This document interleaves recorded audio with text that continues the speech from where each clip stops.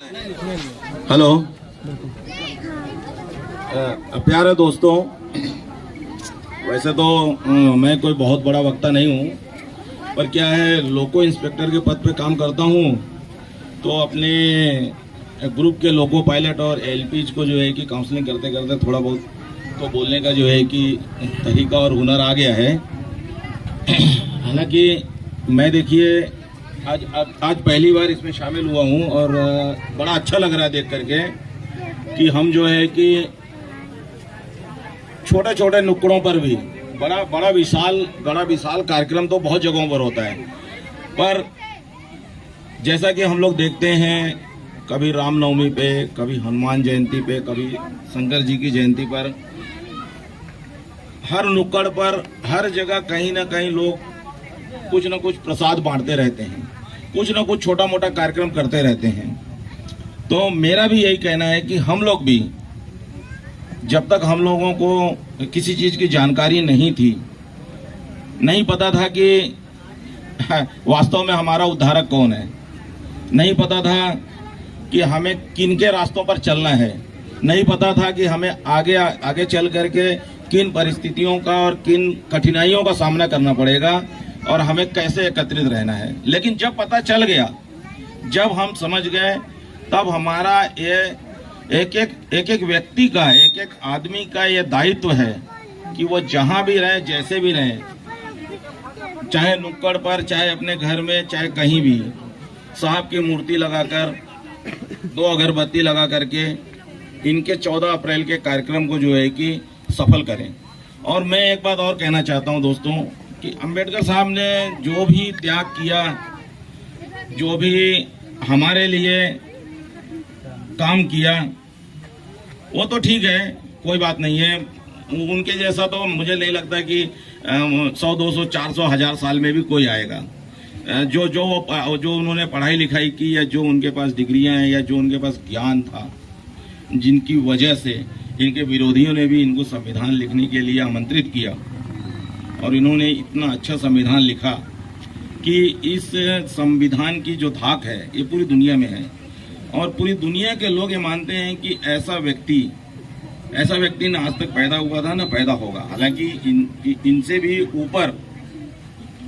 ऊपर 3 लोगों को रखा गया था कि ज्ञान के मामले में, या आईक्यू लेवल जिसको बोलते हैं, उसके मामले में इनसे ऊपर भी 3 लोग थे, लेकिन वो अलग अलग क्षेत्र में थे। मगर ये जिस क्षेत्र में थे, कहने का मतलब ये है कि इन्होंने जो है कि हमारे समाज के लिए इन्होंने जो कुर्बानी दी है, इसका कर्ज हम कभी निभा पाएंगे, चुका सकते हैं क्या? जो इन्होंने जो कुर्बानियां दी हैं, ये चाहते हैं तो दुनिया के किसी भी देश में जा करके बड़े आराम से एक अच्छे पद पर, एक ऊंचे पद पर, एक अच्छी तनख्वाह पर जा करके खाली बैठ जाते, कुछ नहीं करना पड़ता इनको, और इनका पूरा परिवार, पूरा खानदान, 7 पीढ़ियां बड़े आराम से जो है कि अपना जीवन काट लेती। मगर इन्होंने ऐसा नहीं किया। इन्होंने हम लोगों के लिए अपना सब कुछ कुर्बान कर दिया, सब कुछ दे दिया, बच्चों को भी दे दिया, मरता हुआ छोड़ दिया, बीवी को मरता हुआ छोड़ दिया, लेकिन हमारे लिए ये कभी पीछे नहीं हटे। इन्होंने हमेशा लड़ाई लड़ी है। मेरा इसीलिए यही कहना है कि देखिए, जो हमारी महिलाएं हैं, जिन्हें पहले जब इन्हें नहीं पता था तो ये कहीं भी आना जाना कर लेती थी, कोई बात नहीं, आप कुछ भी मानो, कोई फर्क नहीं पड़ता है, ठीक है। लेकिन मेरा ये कहना है कि जब 14 अप्रैल का दिन आता है, तो हमें उससे एक दिन पहले और उस दिन और एक दिन बाद तक इसे एक उत्सव के तौर पर मनाना चाहिए। कम से कम अपने घर में, जैसे हम दिवाली में दिए जला लेते हैं, तो इनके जन्मदिन पर दिए नहीं जला सकते हैं, तो 4-6 दिए एक्स्ट्रा खरीद करके रखिए, ताकि समय आने पर 13 अप्रैल, 14 अप्रैल, 15 अप्रैल, इनकी जयंती ही सबसे ज्यादा दिन तक मनाई जाती है। शायद आप लोगों को पता होगा, ये 14 अप्रैल से शुरू होकर के इस महीने के आखिरी तक जाती है। जगह जगह पर जो है, और किसी की नहीं, और सबसे ज्यादा मूर्ति होगी, चाहे मूर्ति हो, चाहे चौराहे का नाम हो, इस पूरी दुनिया में इनके अलावा और किसी का नहीं है, ये भी आपको बता दूं। तो हम हर साल ये प्रतिज्ञा ले लें कि हमें जो है कि 4-6 दिए अपने घर में इनके नाम से जलाना ही है। ये जान लीजिए। दूसरी सबसे बड़ी बात है, महिलाएं जो है कि जागरूक नहीं हमारे समाज की। सही बात बताऊं आपको, तो हमें महिलाओं को जागरूक करना पड़ेगा इस चीज के लिए। अपने ही समाज नहीं, एक्चुअल में इन्होंने जो काम किया वो केवल हमारे समाज की महिलाओं के लिए नहीं किया, वो तो और भी जो जातियां हैं उनकी महिलाओं के लिए भी किया है। सती प्रथा हमारे समाज में था, हमारे समाज में नहीं था, ये ऊंची जातियों में था। आपका बाल विवाह, इसमें तो लड़कियों की जिंदगी खराब होती थी, उसको उन्होंने जो है कि रुकवाया कानून बना करके। इसके अलावा जो है कि आपका हिंदू कोड बिल में इन्होंने संशोधन किया जिसमें 2 पत्नियां नहीं रख सकते। तो ये स्त्री के लिए किया ना, स्त्री को काम करने का अधिकार दिया। और हर आदमी को जो काम कर रहा है, जो नौकरी कर रहा है, प्राइवेट हो चाहे जो, ये 8 घंटे का ही रूल है। अब अलग अलग है, कोई कैसे कैसे क्या करते हैं लोग समझ में नहीं आता, ठीक है। बट नियम तो इन्होंने बनाए, इन्हीं की वजह से हम लोग जो है कि इतने ऊंचे दर्जे तक पहुंच पाए, है कि नहीं। तो हमें जो है कि 14 अप्रैल के दिन हमेशा ये याद रखना है कि अपने घरों में थोड़ा आपका जो लाइट वाइट लगा लें, थोड़ा लाइट वाइट लगा लें और 2-4-6 दीपक जला लें।